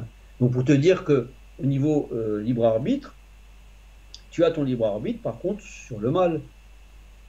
Parce qu'en finalité, tout ce que tu fais sur Terre, tu ne vas pas l'emmener. Il y a une phrase de Karl Lagerfeld que j'adore. Un jour, on lui a dit, avec vos problèmes financiers, avec les impôts, vous avez dû vendre votre château. Ça ne vous fait pas de la peine? Il dit, je ne suis pas venu avec, je peux partir sans. Donc le libre arbitre, c'est surtout notre être. Tout ça, là, ça, je ne vais pas l'emmener. Hein. Rien, j'emmène. Stylo, je peux m'acheter un stylo en or, je ne l'emmènerai pas. Par contre, l'or, que je vais acheter le beau stylo en or avec des diamants, il y a des gens à l'autre bout du monde qui vont peut-être mourir en creusant les diamants. Alors que tu as des gens, tu peux acheter des bagues qui sont déjà faites, d'occasion. Tu vois, il y a une sorte de vanité aussi. C'est pour ça quand je dis, il ne faut pas partir dans le schéma où, attention, Jean-Luc, dans cette philosophie, ouais, il va dire, je m'assois, tout arrive. Non, non, non, non, non. Tu dois travailler. C'est comme le tai chi. Le tai chi, il y a 108 formes. Moi, j'en ai rajouté dans ma forme. J'ai beau faire ce que je veux, j'y suis pas arrivé en étant assis sur le canapé. Il a fallu que je travaille, il fallait que je m'entraîne durement pour y arriver. Donc la vie, c'est ça, c'est aussi un défi. J'aime bien dire, comme Tintin il dit, hein, en route pour l'aventure. La vie, c'est une aventure, il faut la vivre. Mais il faut essayer de ne pas faire trop de mal, quoi. Parce que de l'autre côté, de ce que je sais, ça, moi, je ne l'ai pas vu, mais Howard, on a discuté ensemble, ce qu'on ressent, c'est qu'on nous montre notre vie et le mal qu'on a fait, on le prend en pleine tronche, comme si c'est à nous qu'on l'avait fait. Il dit ça, c'est terrible. Voilà. Et même d'autres personnes m'ont dit ça. Qu'est-ce qu'il en est du regard que tu portes sur ce qu'on appelle les prophètes? Alors les prophètes, ça reste des prophètes. Je m'entends, moi, prophète, je considère Jésus, parce qu'il a quand même changé la face du monde, positivement. Il faut savoir qu'il a détruit l'Empire romain, et l'Empire romain, le nazisme à côté, c'était des enfants de cœur. Parce que les nazis, au début, quoi, ils se cachaient pour faire des camps de concentration. Je crois que c'est Caligula ou Néron qui a crucifié je ne sais pas combien de chrétiens autour de Rome et les a allumés les croix pour que ça fasse beau, quoi. Sauf qu'ils étaient vivants. Donc, ils ne se cachaient pas, les Romains. Et Dieu et Jésus a réussi à casser ça. Et il l'avait dit d'ailleurs, de toute façon. Quand il est décédé, quand Jésus est décédé, il y a eu une éclipse qui n'était pas prévue. Ni les Égyptiens, ni personne n'a prévu celle-là. Donc ce qui prouve bien qu'il y a un pouvoir divin qui peut agir. Quant aux prophètes, il y a les faux. Et comme je dis au niveau de l'Apocalypse, quand on parle de Saint Jean et l'Apocalypse ou Nostradamus, et je donne l'exemple, si maintenant je suis avec toi, on va rouler ensemble sur une route, et je vais passer les vitesses, je vais rouler à 180, puis tu vas me dire, Jean-Luc, mais là-bas, il y a des travaux, il y a un mur, tu passeras pas. Et tu vas me dire, mais arrête, on va se planter. Et moi, je vais te dire, laisse tomber, c'est notre destin. Oui. Et là, tu vas me dire, t'arrêtes tes conneries. Et je vais te dire, c'est notre destin, donc je continue, je vais me prendre le mur. En fait, je parle surtout des prédications. Certaines sont pour des avertissements. On peut changer. Parce que sinon, ça veut dire quoi? Alors que tout est écrit, on ne peut rien faire? Mais ce serait terrible. Ce serait terrible. Et quant à l'ego, parce que là aussi j'entends des choses sur l'ego. L'ego, oui, c'est un ami parce qu'il nous aide à vivre sur Terre. Ah bah oui, ça c'est sûr, il aide. Mais s'il peut nous ancrer, il va le faire. C'est un faux ami, comme les faux prophètes. Tu nous parles dans le livre du pouvoir du moment présent. Ça fait écho notamment à certains livres du même nom, avec Eckhart Tolle notamment. Oui, Ce pouvoir du moment présent, donc pour toi, c'est la clé. C'est vraiment la clé qu'on met dans la porte qui est verrouillée. Et là, l'ouverture peut se faire ou pas. oui, elle peut se faire ou pas, attention. En l'occurrence, tu nous donnes l'exemple avec le wagonnet. Je donne l'exemple avec le wagonnet, mais Tu en même peux. temps, je donne un exercice à faire, on en reviendra là-dessus, où dans mon livre, il y a un manuel, il y a une notice, si vous voulez, pour arriver à cet état de moment présent, c'est-à-dire arrêter cette parasitage. Et quant au wagonnet, ben ça c'est la vie. Donc on imagine qu'il y a un rail, on est dans un wagon, et ce wagon avance. On ne peut ni l'arrêter, ni l'accélérer, on ne peut rien faire. On est au milieu, on est dans le wagonnet. Si on déraille, c'est la fin. Il ne reste plus qu'en fait de rentrer par la porte d'entrée et sortir. Et ce wagonnet, en fait, et les rails, c'est le symbolique de la vie et de nous. Ça veut dire, ça symbolise aussi le temps. Le temps, en fait, il n'y a pas, le temps n'existe pas. Le passé n'est que le présent d'hier et le futur le présent de demain. Il n'y en a pas sinon. C'est une utopie de croire au temps. Aujourd'hui, euh, dans le moment présent, je suis en train de parler avec toi. On parle maintenant depuis moins de 3 heures ou 4 heures, je ne sais pas. Et le temps passe vite avec les gens qu'on apprécie. Mais est-ce qu'on peut revenir, toi et moi, sur le moment où on a appuyé sur le bouton? Non, c'est du passé. Ça fait déjà partie du passé. Par contre, le présent, c'est comme le wagonnet, il coule. Il avance, il avance, il avance jusqu'à la fin de notre vie.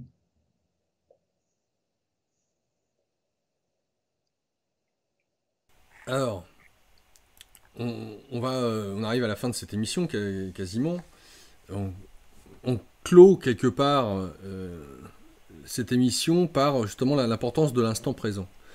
Donc, qu'est-ce que tu peux recommander aux personnes pour se reconnecter à cet instant présent le plus possible pour ne pas rentrer dans le jeu de l'ego, de la peur ou des peurs, d'autant plus au regard de ce qu'on vit maintenant. Quelle est chez toi la manière dont tu peux le plus possible te reconnecter à l'instant présent? Quel type d'exercice tu pourrais donner aux gens? Alors l'exercice, il est dans le livre. Ça serait un peu trop long là pour le faire. Donc vraiment, j'explique. Et il y a aussi d'autres méthodes, il n'y a pas que l'exercice. C'est arrêter de, de penser demain peut-être qu'est-ce qui va arriver. Là, j'avais une jeune femme là, qui était embêtée, qui aussi était avec un pervers narcissique, et qui lui fait des misères, qui s'est associée avec une autre personne pour essayer de la détrousser d'une certaine somme. Et elle n'arrêtait pas de se rendre malade, se rendre malade, se rendre malade. Et quand elle me donnait les éléments, j'ai dit, t'inquiète pas, tu risques rien. Juridiquement, tu risques rien. C'est des faux, c'est des escroqueries. Mais elle s'est rendue malade, elle a perdu 3 kilos, voilà, ok. Hier, elle est venue après-midi me voir, elle me dit, ah bah écoute, voilà, il y a ça, puis mon avocate, elle a dit ça, éventuellement, peut-être 225 euros à payer. Je dis, on est loin des 6 000, hein.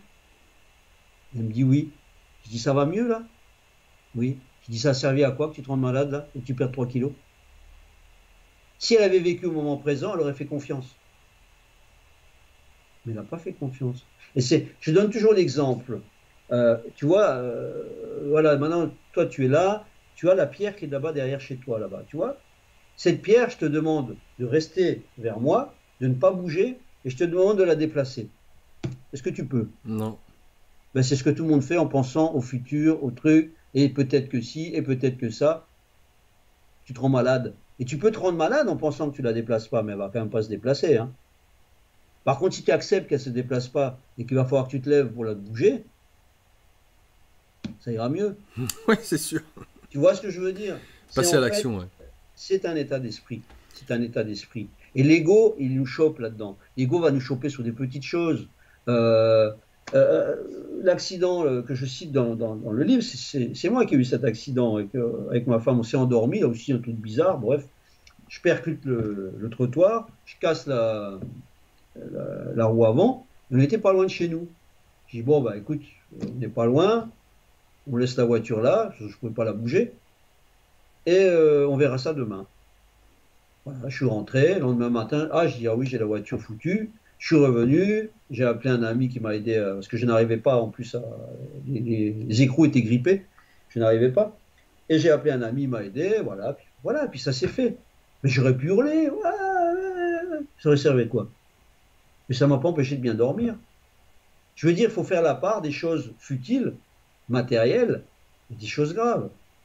Je veux dire, quand il y a des choses vraiment tristes, ma mère est décédée, hein, j'ai eu la chance de la voir 15 jours avant, et bon, quelque chose me disait de toute façon je l'aurais vu, et ça aussi un jour je te raconterai quelque chose là-dessus, euh, mais ça aurait servi à rien, je me rends malade. Quand elle est partie, elle est partie. Alors la mort, parce qu'on pourrait me dire, ouais, mais attends, il y a un problème, Jean-Luc, tu parles de l'au-delà, tu parles de la NDE, puis tu es triste parce qu'elle est morte, mais tu sais que, oui, oui, je vais la revoir, oui. Mais on se téléphonait beaucoup, elle était de Montpellier.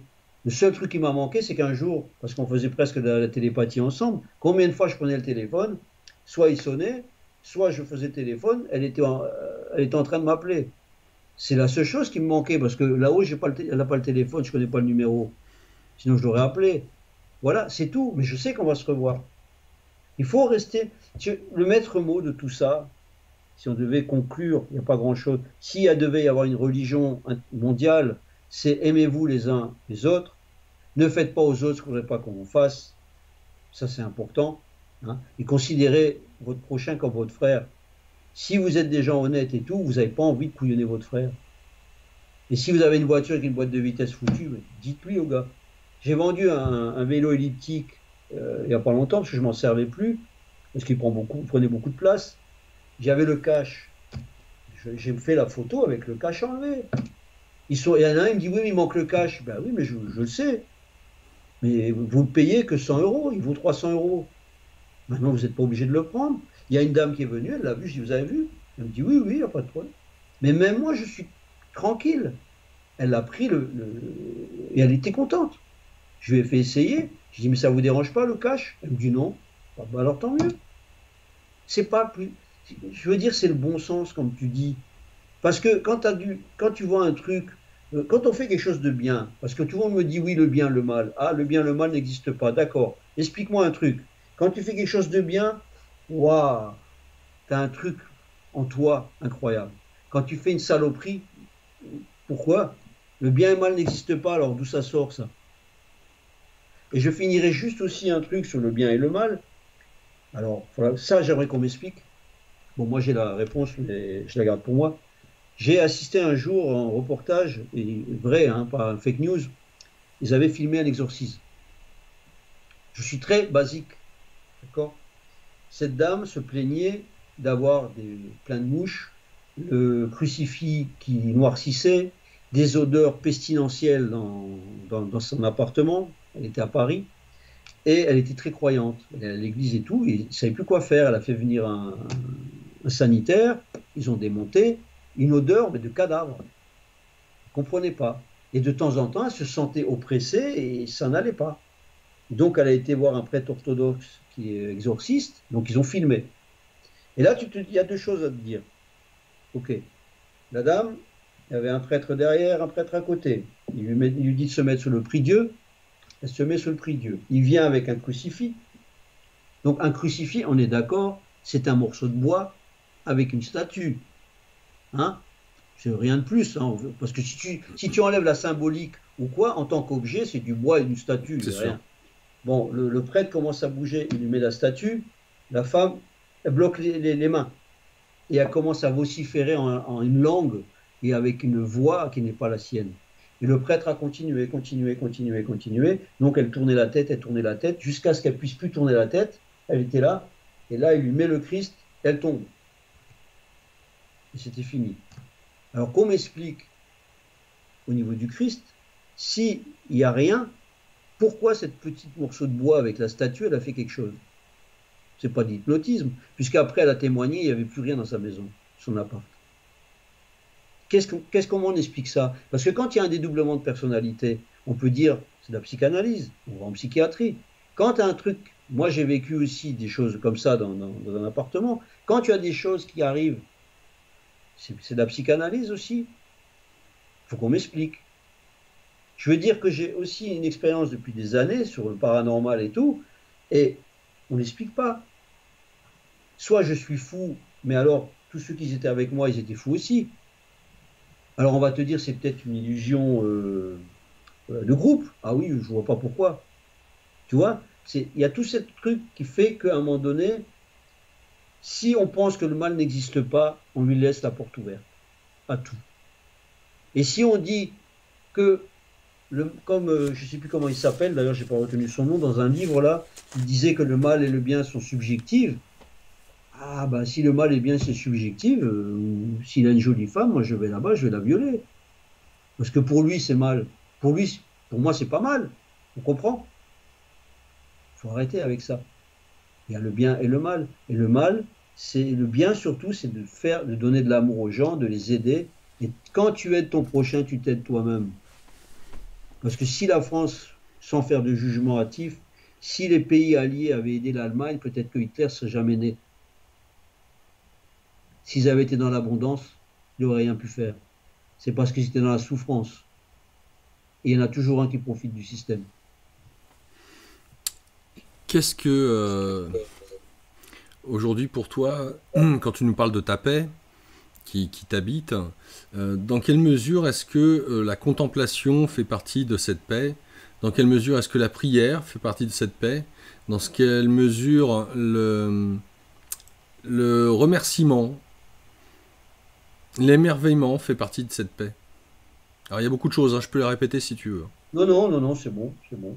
Alors le remerciement, c'est tous les jours, tous les jours. Euh, je me rendais compte que j'étais riche de beaucoup de choses, mais que j'étais aveugle, j'étais jamais satisfait, et qu'en fait, j'ai beaucoup de chance. On a beaucoup de chance en France, vivre en France déjà, faut le savoir, hein. Faut arrêter, hein. On a beaucoup de chance. Ça, c'est une chose. La prière, oui, je prie, mais je demande aussi pour les autres. La prière, faut pas. C'est bien de prier, mais il faut penser aux autres. Il faut pas prier pour soi. Il faut commencer à prier pour les autres. Donc ça aussi, ça fait partie de l'amour inconditionnel. Je peux prier pour quelqu'un que je vois, qui m'attriste, et c'est pas pour ça que ça va m'apporter quelque chose. On peut demander des choses pour quelqu'un, ça aussi, on peut agir. Quant à la paix, ben la paix c'est quoi? C'est que je sais que la mort n'existe pas. Je sais qu'elle n'existe pas. Tout ça, c'est aussi le mal qui nous fait croire qu'elle existe. Et si on croit à la mort, ben oui, on a peur. Mais le message de Jésus, il n'est pas venu pour nous le dire. Parce que si on prend l'excellent livre de Jean-Christian Petit-Fils de Jésus de l'Histoire, où il a regroupé des témoignages, pas des témoignages, mais des écrits, je ne sais pas comment on peut douter encore. Comment on peut douter? Je veux dire, il est revenu entre les morts. Le message, après Bouddha, Bouddha nous disait, on peut revenir, se réincarner. Jésus dit, oui, stop, on peut revenir, mais on peut aussi partir et puis revenir. C'est tout. Et il n'y a pas de jugement à avoir, Dieu ne nous juge pas. Donc quand on est en paix, comme je disais aussi, surtout se pardonner à soi-même. Pardonnons-nous comme nous pardonnons. Donc il faut se pardonner. Les bêtises, on en a tous fait. J'en ai fait, tu en as fait, tes spectateurs en ont fait. Mais le but, c'est pas de les refaire. On a le droit de faire des erreurs. Tu as le droit de rouler et puis de prendre un sens interdit que tu n'avais pas vu. Par contre, si tu le prends tous les jours, prends-toi un PV, hein, tant pis pour toi. Hein. Donc, quant au remerciement gelé, la paix, ben, c'est ça, c'est savoir que mon père, notre père existe, il est là, il veille sur nous. S'il devait y avoir des choses, ben, j'accepterais, il faut être dans l'acceptation, parce que ça ne sert à rien d'être dans le déni. Je ne sais pas ce qui va se passer. Je suis aussi dans la paix parce que je ne focalise pas, je ne projette pas des scénarios catastrophes ou autres. Le Covid est là, on en fait partie. On se plaint de quoi? En 39-40, il y avait la Gestapo qui débarquait. On est vraiment, parce qu'on reste à 18 heures, on se plaint à la maison. C'est sûr, c'est pas facile. D'autant plus pour ceux qui vivent effectivement nombreux dans un petit appartement ou autre, hein, c'est sûr. Et en fait, c'est un temps difficile. C'est un temps difficile parce que c'est révélateur. Parce que là, quand tu es coincé avec quelqu'un, tu ne peux plus sortir pour aller voir quelqu'un d'autre. Tu vois ce que je veux dire? Ouais. Donc, c'est aussi apprendre à... Je dis toujours, il faut toujours utiliser ce qu'on a, à essayer de le tourner en positif. D'accord? Le feu, il peut te détruire une maison, mais tu peux chauffer des merguez. Mais c'est le même feu. C'est vraiment ce que j'essaie d'expliquer, même à mes élèves au tai chi. Arrêtez de projeter. Le Covid, il est là, ok, il est là. Il y a ci, il y a ça. Si c'est ton heure, c'est ton heure. C'est pas la peine de discuter. Si ça ne l'est pas, ça ne l'est pas. Je donne toujours l'exemple du pilote, je sais plus si c'est en 14-18 ou 39-40, qui a sauté sans parachute de son avion de 2000 mètres et qui en est sorti vivant. Quelle est la probabilité de sortir vivant d'une chute de 2000 mètres ou de 2000 mètres? Déjà, même 50 mètres, tu meurs. Et il a existé, ce type. C'était pas son moment. C'était pas son heure. Ça, si déjà on comprend ça, on a déjà plus confiance. C'est la foi, en fait, quand on parle de la foi, ce mot est bien et pas bien parce que la foi, c'est un mot. La foi, avoir la foi. Ben, la foi, on peut le remplacer avoir confiance. Avoir confiance en notre Père. Et que, au niveau divin, que la grâce vienne en nous et nous aide. Mais en sachant que le contrat, il ne faut pas l'oublier, on est né pour mourir. Le reste, c'est l'utopie. Hein, on met des millions ou des milliards dans la recherche pour vivre immortel. Pourquoi faire? J'ai vu récemment un film, un très joli film, où une dame était immortelle suite à un accident, était devenue immortelle. Mais ça doit être une horreur d'être immortel. Surtout si les autres ne le sont pas. Parce que je pense que voir toute ta descendance mourir et vieillir alors que toi tu es jeune, je ne voudrais jamais vivre ça de ma vie. Il faut accepter de mourir. Et ça, c'est l'ego aussi qui nous pousse à rester ici. C'est un monde matériel. Quand je suis parti de l'autre côté, j'ai vu des mondes matériels, mais j'ai vu des mondes aussi d'énergie. Quand tu vois tout ça, tu te dis waouh, c'est fantastique. Et là, tu te rends compte qu'ici, c'est rien. C'est un petit décor de théâtre et on arrive à se faire du mal. Il ne faut pas oublier que la Terre, quand on voit la Terre en tant qu'habitant, oh, il y a de la place, hein. Maintenant, la Terre, c'est un vaisseau spatial. On est en plein dans l'espace, on est tout seul. Et il faut souhaiter qu'un jour, il n'y a pas une race belliqueuse qui vient, parce qu'on va pleurer, hein. Parce que les Mayas, ils en ont fait l'expérience avec les Espagnols, hein. Alors quand je vois ça, est-ce qu'on n'a pas autre chose à faire, à mettre de l'énergie pour changer notre société dans une société plus juste et plus humaine, où il y a à manger pour tout le monde, il y a de tout pour tout le monde, et qu'on arrête cette identité au matériel, et avoir des avoirs plein les armoires, comme il dit l'autre, qui ne sert à rien. Du moment que tu as à manger, à boire, que tu es en paix, que tu peux te promener, il faut savoir que le Moyen-Âge ou autre, il y avait des périodes où tu ne sortais pas le soir sans risquer de mourir. Aujourd'hui, il y a des gens dans des pays étrangers, il faut le savoir aussi, il faut 50 km pour chercher un seau d'eau. Nous, en France, on va à côté au lavabo, hein. Et avec ça, on se plaint. Comment ça se passe pour, au travers de comment tu vis cette connexion aujourd'hui vis-à-vis de ta femme, comment elle regarde ça et tes enfants notamment? Alors, vis-à-vis de mon épouse, en plus, elle n'est pas là, mais je peux le dire, j'ai une épouse formidable, une grande gentillesse, ou même ça aussi, quand je suis revenu, j'ai vu autre chose, un voile qui est sorti, et qui est une femme formidable que j'adore. Et mon fils, qui m'a toujours connu très énergique, en bougeait partout, il y a 2 semaines de ça, il me dit, papa, qu'est-ce que tu me fais? Tu me fais une déprime. Je comprenais pas, j'étais tranquille. Je dis, pourquoi tu me dis ça? Mais regarde-toi. Je dis, mais non, je suis tranquille. Tu n'as pas l'habitude, c'est tout. Tu m'as jamais vu comme ça. Je suis en paix, je suis tranquille, je suis heureux.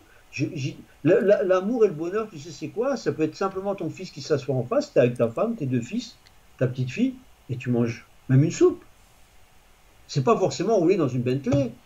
J'avais un ami qui, lui, à un moment donné, bon, je ne donnerai pas les détails, et un jour, il était très malheureux, bon, pour des conneries, hein.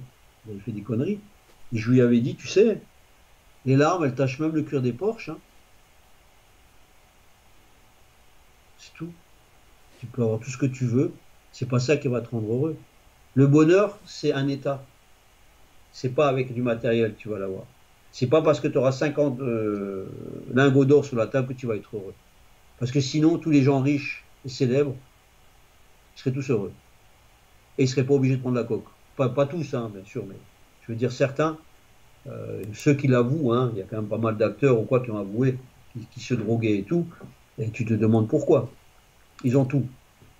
Les femmes, la richesse, les maisons, les châteaux, et pourtant ils ne sont pas heureux. Donc on devrait prendre un petit peu exemple sur ces gens. Au lieu de les regarder avec envie, leur dire ben bravo, ils nous donnent un enseignement. Tu vois, tu peux avoir un enseignement de tout, hein. Moi, quand je vois certains, j'ai pas envie d'être riche, hein. Je suis bien comme j'ai avec ma petite maison, tranquille. Sans compter que cette maison, jamais j'aurais cru en avoir une à une époque. Parce que je suis quand même passé pas loin de la misère, hein. Dans quelle mesure est-ce que des actions sociales, des associations, des œuvres entre guillemets avec un collectif, qu'il soit donc de ta commune ou plus large rayon, j'en sais rien. Est-ce que ça t'interpelle? Est-ce que tu te sens appelé par entre guillemets ce que certains qualifieraient des combats, des causes? Ça peut être Alors, aussi de la politique, les gilets jaunes, enfin j'en sais rien. alors, il y a une chose que je dirais. Et effectivement, avec certaines escroqueries qu'il y a eu avec les associations et autres, c'est sûr que les gens sont peut-être réticents à donner. Mais c'est comme si tu as une personne qui mendie dans la rue et il y en a 10 et tu donnes, tu ne sais absolument pas si c'est vrai.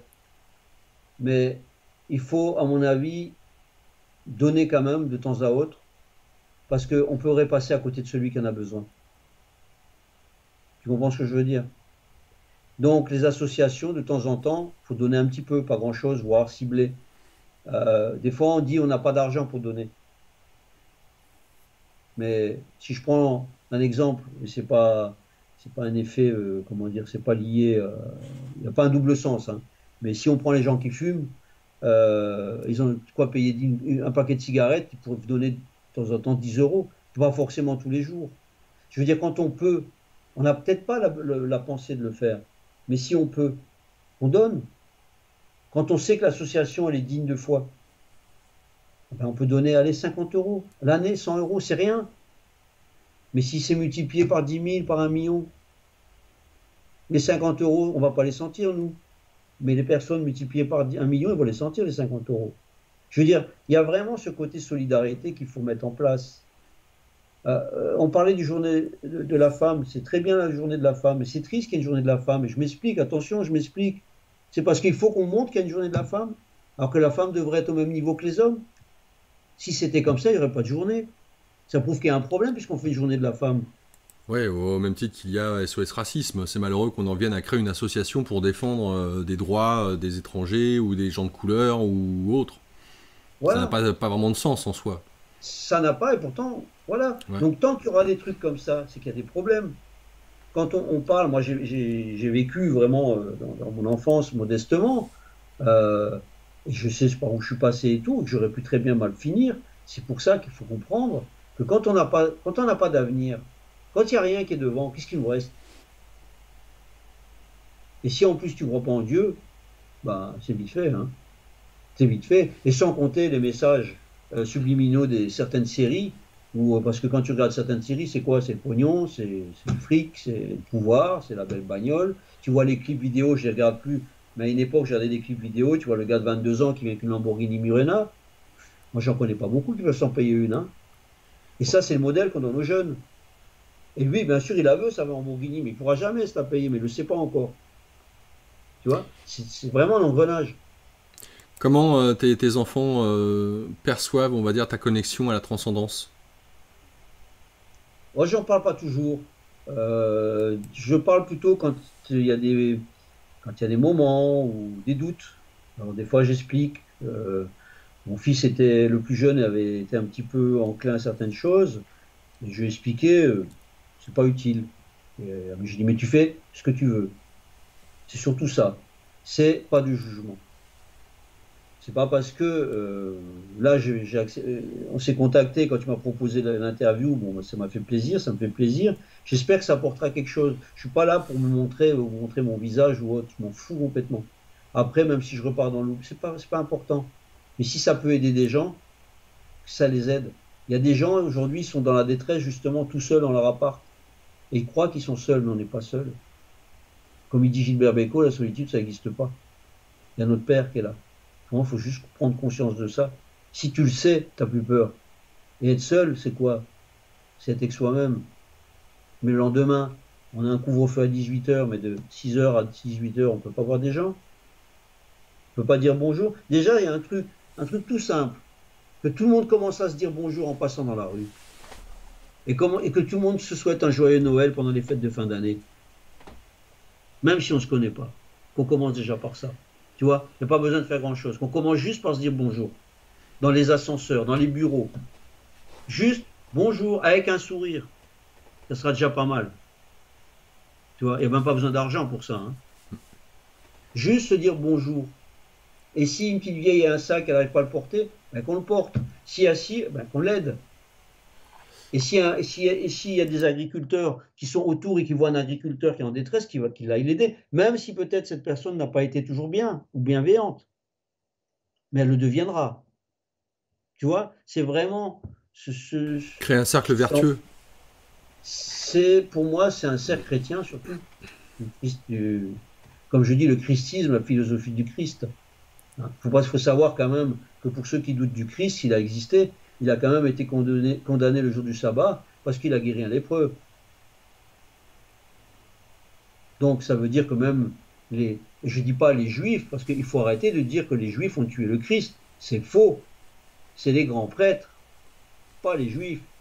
Parce qu'il était acclamé par des juifs, et quand il était au mont Sinaï, ou même qu'il a distribué le pain et les poissons, il y avait plein de monde. Quand il est rentré dans Jérusalem, il y avait plein de monde quand il est monté sur l'âne. Mais comme il a touché à quelque chose qu'il ne fallait pas toucher, au pouvoir et à l'argent, c'est là où ils l'ont zigouillé. Tant qu'il faisait ces petits miracles là, avec ses illuminés, c'est pas grave. C'est pas grave. Je ne citerai pas le nom, mais dans le monde, il y a un type qui a une grande secte, hein, qui est depuis des années, hein. On le laisse tranquille, hein. Il faut l'appeler à tout le monde. On le laisse tranquille. Il n'a pas touché au pouvoir, il n'a pas touché à l'argent. Et là, à l'époque, c'était pareil. C'est les politiciens de l'époque, pas les politiciens, les gens cupides, simplement. Parce qu'il faut arrêter de dire que dans les politiciens, ils sont tous. C'est pas Ouais. vrai. Il y a des gens, bien, il y a Ouais. La classe sacerdotale d'une manière générale. Voilà. On est en train de fustiger une classe où il y a des gens aussi qui sont bien. Tu vois, j'aime pas ça quand on dit toujours, oui, les politiques, ou les. Non, les Allemands, non, les nazis, pas les Allemands. Il faut toujours faire la notion de choses.